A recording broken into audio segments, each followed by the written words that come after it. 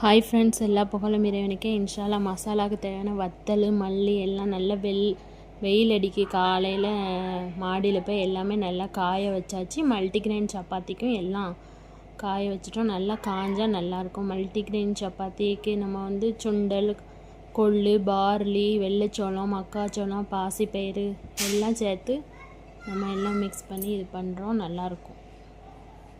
Hi friends, multigrain சப்பாத்திக்கு தேவையான கோதுமை நம்ம நல்ல பஞ்சாப் கோதுமையாக எடுத்து கழுவி காய வைக்க போகிறோம். காய வைக்கிற பொருட்களை காய வச்சிடலாம்னு சொல்லி ரெடி பண்ணிகிட்ருக்கோம். நம்ம கொள்ளு, பார்லி, சோளம், மக்காச்சோளம், பாசிப்பயிறு, கம்பு, வெள்ளை சுண்டல், கருப்பு சுண்டல் எல்லாமே எடுத்து வச்சு மல்டிக்ரெயின் சப்பாத்திக்கு கோதுமை ராகியையும் நல்லா கழுவி வெயிலில் நல்லா காய வச்சு ரெடி பண்ணி வச்சுட்டோம்.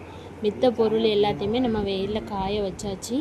இதோட கொஞ்சம் சீட்ஸும் சேர்த்து மல்டிக்ரெயின் சப்பாத்தி மாவு ரெடி ஆகிடும்.